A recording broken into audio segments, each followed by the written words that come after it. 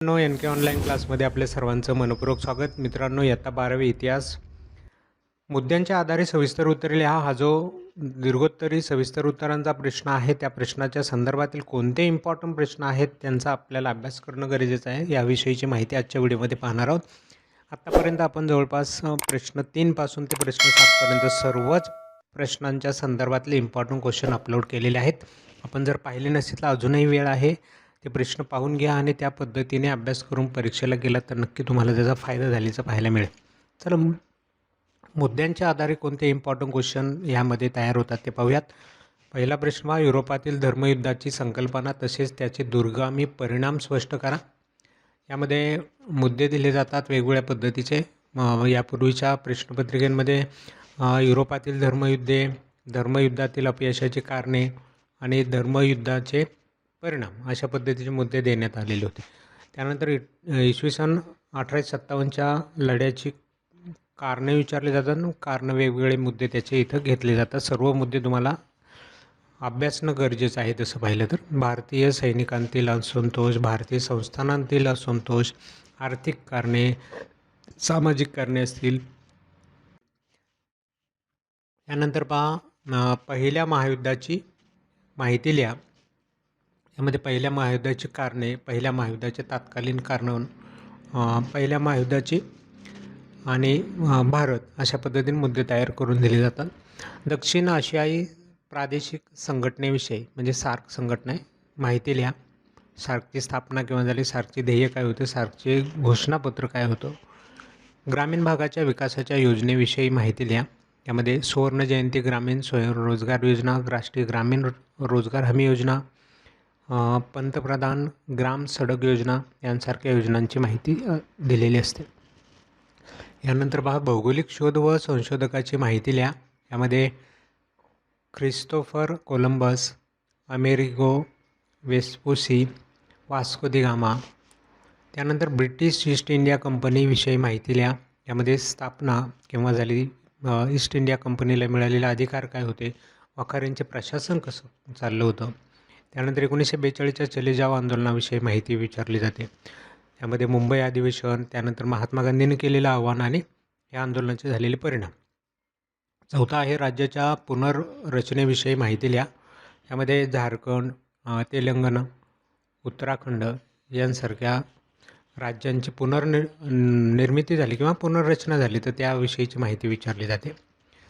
त्यानंतर पहा, भारताचे युवकांसंदर्भातील धोरण. यामध्ये राष्ट्रीय युवा शक्तीकरण कार्यक्रम, राष्ट्रीय युवक दिन, युवक प्रशिक्षण योजना. त्यानंतर इंग्रज मराठे यांच्यात झालेल्या युद्धाची माहिती. पहिले इंग्रज मराठा युद्ध, दुसरे इंग्रज मराठा युद्ध, तिसरे इंग्रज मराठा युद्ध. त्यानंतर पहा, खालील समाज सुधारकांची कार्य. यामध्ये महात्मा ज्योतिराव फुले असतील, महर्षी विठ्ठलरामजी शिंदे असतील, सर सय्यद अहमद खान असतील.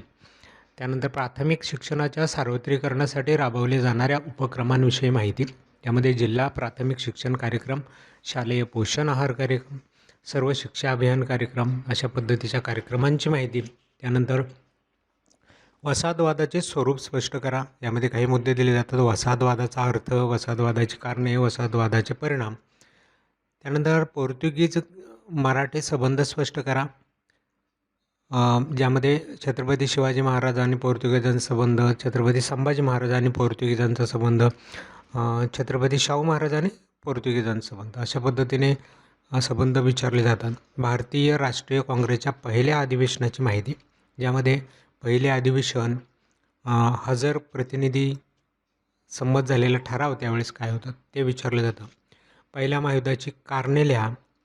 यामध्ये साम्राज्यवादी धोरण, शस्त्रवाढ स्पर्धा आणि तत्कालीन कारणं या ठिकाणी मुद्दे दिलेले जातात. यानंतर पहा, राष्ट्रकुल संघटनेची माहिती लिहा. यामध्ये संघटनेचा उद्देश काय होता, संघटनेची स्थापना केव्हा झाली, फायदे काय होते. त्यानंतर इंग्रजांचे आशिया खंडातील वसाहतवादाचे धोरण स्पष्ट करा. ज्यामध्ये नेपाळ, सिक्कीम, भूटान यांच्याविषयी धोरण कसं होतं ते आपल्याला स्पष्ट करावं लागतं. दुसऱ्या महायुद्धास कारणीभूत ठरलेल्या घटकांची माहिती लिहा. ज्यामध्ये व्हर्सायचा तह, फॅसिस्टवाद व नाझीवाद, राष्ट्रसंघाचे अपयश, यानंतर अलिप्ततावादी चळवळ स्पष्ट करा, ज्यामध्ये स्वरूप, अलिप्ततावादी चळवळीचे निकष, बेलग्रेड परिषद, त्यानंतर अफगाण मराठी संबंध, यामध्ये अब्दालीची 1748 साली झालेली पहिली स्वारी, त्यानंतर तिसरी स्वारी, चौथी स्वारी, दुसरी स्वारी पण विचारली जाऊ शकते. त्या माहित्या घेऊन ठेवा, कुठल्याही 3 घटकांची माहिती विचारली जाते. काश्मीर संस्थानांच्या विलिनीकरणाची माहिती लिहा. यामध्ये पाकिस्तानी सीमेवरील सशस्त्र टोळ्यांचे आक्रमण, सामीलनामा आणि विलिनीकरण. त्यानंतर तिसरा महायुद्धांचे परिणाम स्पष्ट करा. यामध्ये जीवित व वित्तहानी, भारतीय राष्ट्रीय सभेची भूमिका, इंग्लंडवर झालेला परिणाम, त्यानंतर पुढील वसाहतींच्या स्वातंत्र्याविषयीची माहिती लिहा.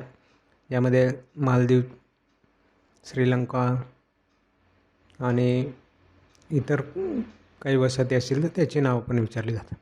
त्यानंतर बघा, देशी बियाणे संवर्धन कार्यात राहीबाई पोपेरे यांच्या कार्याची माहिती विचारली जाते. यामध्ये कार्याची सुरुवात कशी झाली, त्यांनी काय कार्य केलं आणि त्यांना कोणते पुरस्कार मिळाले.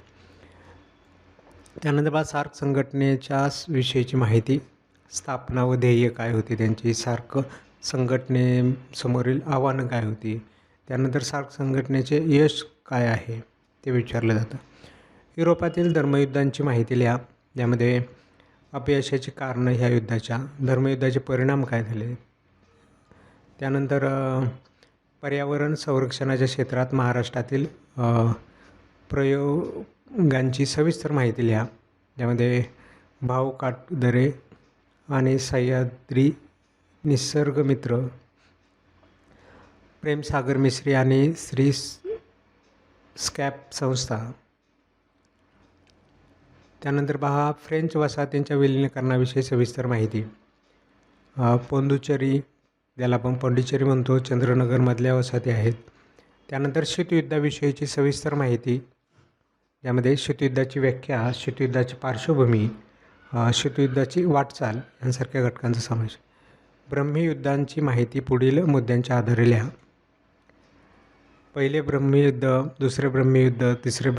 तर मित्रांनो, अशा पद्धतीने हे काही इम्पॉर्टंट मुद्द्यांवरती आधारित असलेले प्रश्न होते, त्यांचा अभ्यास आपल्याला करायचा आहे. तुम्हाला सर्वांना परीक्षेसाठी शुभेच्छा. नक्कीच तुम्हाला अभ्यास केलेला असेल तर पेपर छान जाईल आणि चांगल्या पद्धतीने मार्क देखील मिळतील.